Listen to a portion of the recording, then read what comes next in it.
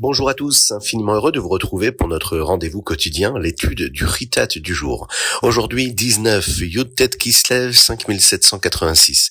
Nous sommes le mardi, Yom Shlishi de la Parashat Vayeshev, Pa'amaim Kitov.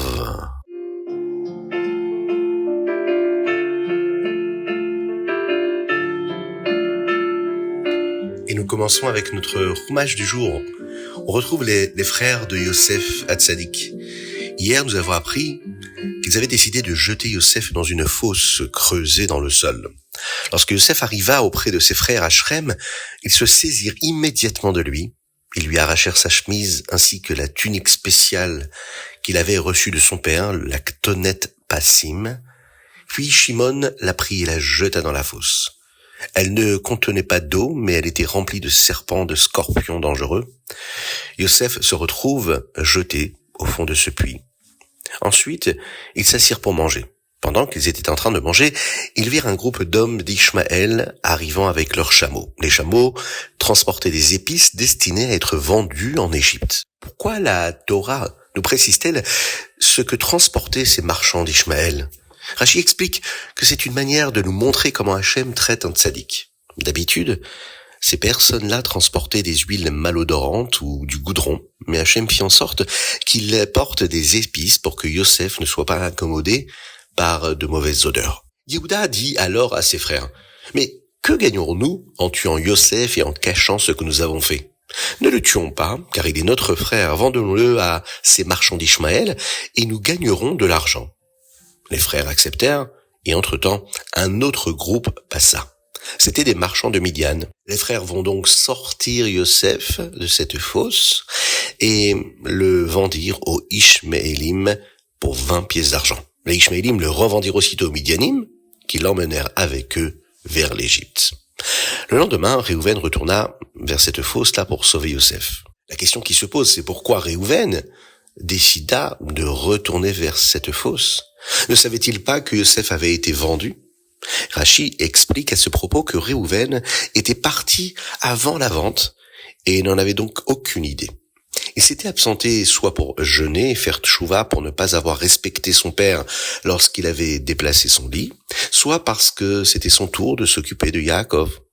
Réhouven vit que Yosef n'était plus dans la fosse. Il fut bouleversé, déchira ses vêtements comme on le fait lorsque l'on apprend la disparition de quelqu'un. Il alla voir ses frères et dit « Yosef est parti. Où puis-je aller ? Je ne veux pas être présent quand notre père découvrira cela. » Les frères abattirent une chèvre et trempèrent la Ktonet Passim de Yosef, ce vêtement-là, sa tunique, dans son sang, car le sang de chèvre ressemble beaucoup à du sang humain. Ils voulaient que Yaakov croie qu'un animal avait tué Yosef.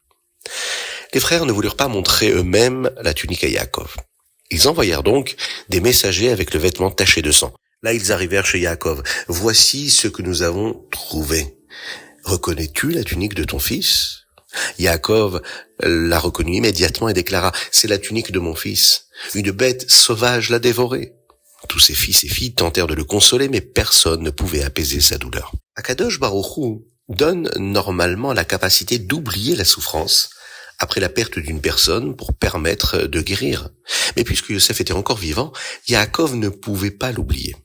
Et donc, il ne fut jamais consolé. Il va d'ailleurs le pleurer pendant plus de 22 ans, jusqu'à leur retrouvaille en Égypte, comme nous le verrons plus tard dans la parashat Vaïgash. Hachem fit cela pour que Yaakov rattrape les 22 années durant lesquelles lui-même n'avait pu accomplir le respect des parents lorsqu'il était parti pour épouser Rachel.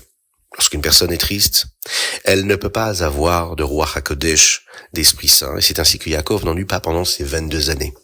Yitzhak, en revanche, savait grâce à cet Esprit Saint, le Ruach HaKodesh, que Yosef, lui, était encore vivant.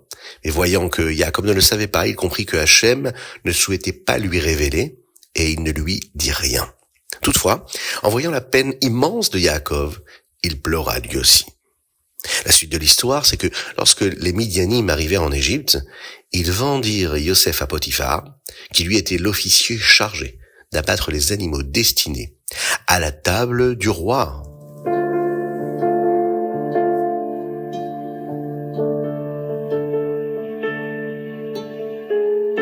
Télim. Aujourd'hui, Aujourd'hui, nous sommes le Yud-Tet Kislev et nous lisons du chapitre Tzadik au Tzadik Vav, du 90 au 96. Dans les Teilim du jour, il y a le chapitre Tzadik Dalet dans lequel nous pouvons lire le verset suivant. Ashra Gever Asher Teya Serenuya, Umitoratecha Telamedenu. Heureux l'homme que tu fais souffrir et à qui tu enseignes par la Torah. Pourquoi est-il heureux? David HaMelech ici nous parle d'un homme heureux, parce qu'Hachem lui montre qu'il peut devenir meilleur qu'il ne l'est déjà actuellement. Comment? En cherchant ce qu'il doit corriger pour pouvoir grandir. Si un petit bébé ne ressentait jamais d'inconfort en ne sachant que ramper, apprendrait-il un jour à marcher ou courir? De la même manière, nous sommes en réalité chanceux lorsqu'un inconfort intérieur nous pousse à nous améliorer et à accomplir davantage, à faire des efforts. Mais que faire si nous n'arrivons pas à déterminer ce qui doit être corrigé et qu'en même temps, on sent que quelque chose ne va pas? La réponse se trouve dans la fin du verset de ces Teilim. Nous devons étudier la Torah, beaucoup de Torah. La Torah est la sagesse infinie de Dieu. En l'étudiant, nous trouvons toujours d'autres aspects de notre vie que nous pouvons améliorer.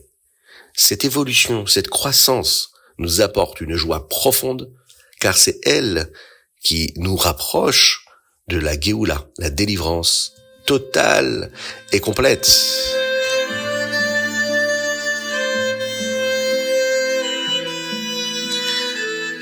Tanya Likutei Amarim. Aujourd'hui, nous commençons le Tanya depuis le tout début. Mazal Tov, Mazal Tov.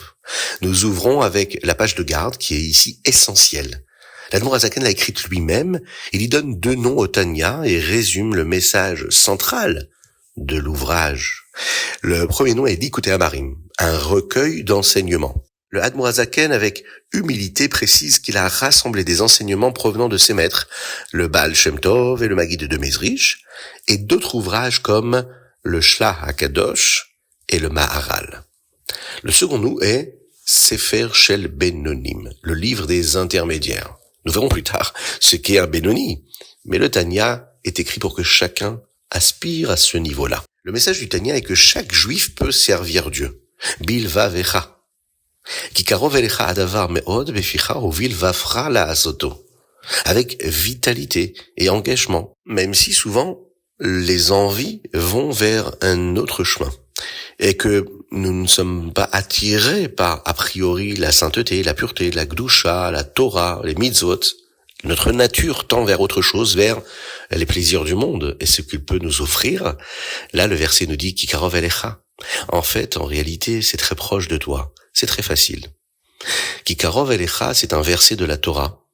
Et tout le Tanya est une grande explication de ce verset. C'est pourquoi le Rabbi l'a inclus dans les 12 psukim que les enfants juifs ont l'habitude de répéter, pour que, dès notre plus jeune âge, nous connaissions déjà l'essence même du Tanya.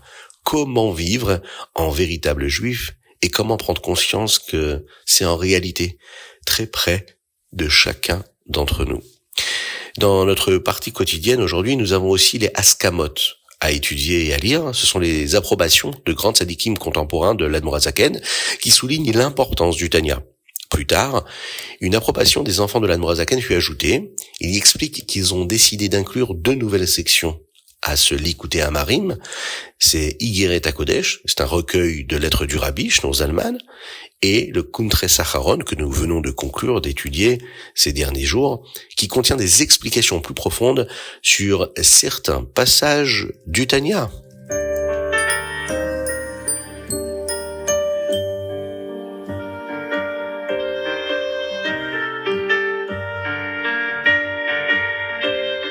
Ayom Yom 19 Kislev. Il y a un minag, une coutume Chabad, qui est que le Chazan ne porte pas de talit pour la tefila de Mincha ou Ma'ariv, même le Shabbat, Yom Tov ou Rosh Hashanah. Aujourd'hui, c'est un grand jour, c'est le jour de la libération du Rabbi Shlomo Zalman de Liadi, le Rosh Hashanah de la Chassidoute, et c'est aussi le Yortzeit, la Haskara, l'anniversaire du décès du Maggid de Mezrich, qui quitte à ce monde un mardi, comme aujourd'hui, Parashat Vayeshev 5533. Son Ohel se trouve dans la ville d'Anipoli. C'est également le jour où le Rabbi Shlomo Zalman sortit de sa première incarcération, c'était un mardi également, Parashat Vayeshev 5559. peu avant le coucher du soleil, soit exactement 26 ans après le départ physique du Maguide, son maître. Le Rabbi Shlomo Zalman l'écrit dans une lettre. Le 3e jour de la semaine, le jour où Hachem dit 2 fois c'est bien, Pa'amaim Kitov, le jour du Yortzeit du Maguide, je récitais le chapitre Pada Beshalom. En français, il m'a délivré en paix. C'est un verset qui figure dans les Tehillim, mais c'est précisément à ce moment qu'ils m'ont libéré. Le Admor HaZaken lisait les Tehillim selon la division journalière. Yud Tet Kislev est un jour où l'on se réunit en Farbrengen, où l'on prend de bonnes résolutions pour l'étude de la Torah, de la Chassidoute, pour renforcer l'amour du prochain, la Ahavat Israël. On a également l'usage que chacun choisisse un traité du Talmud qui sera étudié dans le cadre de la répartition du chasse, afin que chaque traité soit étudié par au moins une personne, et de cette façon-là, terminer et conclure dans la communauté le chasse à la fin de l'année. Mais à Lubavitch, on faisait cela le 24 Tevet, Ravdalet Tevet, qui est le Yortzeit du Rabbi Shlomo Zalman de Admor HaZaken, car il n'y avait pas assez de temps de le faire le Yud Tet Kislev, qui était pris par toutes ces festivités.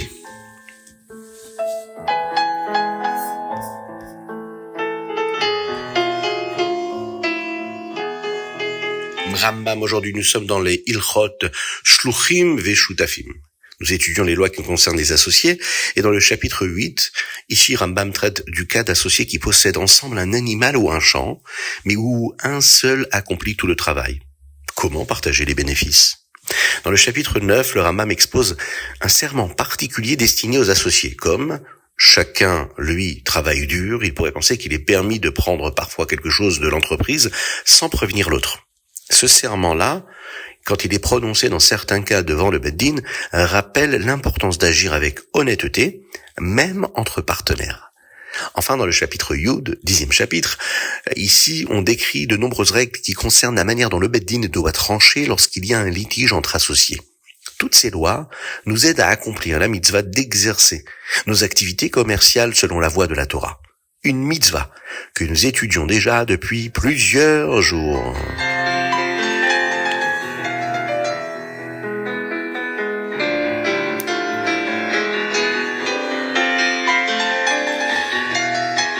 Voilà, c'était le Chitat du jour. Aujourd'hui, Yud Tet Kislev, qui est un jour très particulier, avec des recommandations chassidiques qui nous ont été données dans notre comportement du jour par le Rabbi de Lubavitch. Il existe 3 moments propices pour organiser un Farbrengen ce jour-là. La veille du 19 Kislev, la nuit qui est entre le 19 et le 20 Kislev, et puis la nuit qui suit le 20 Kislev, Motsa et 20 Kislev. Chaque Farbrengen doit être vécu différemment. Le Rabbi nous dit que l'un doit être vécu avec soi-même, en prenant un temps personnel pour réfléchir à la signification de ce jour et à la manière d'intégrer plus de chassidoute dans sa vie. Un autre moment doit être consacré à sa famille. Pour faire entrer la lumière de Yud Tet Kislev dans le foyer, il faut partager ces enseignements-là. Et puis le 3e moment, c'est avec sa communauté pour renforcer ensemble les engagements qui feront grandir la présence de la chassidoute autour de nous dans notre quotidien.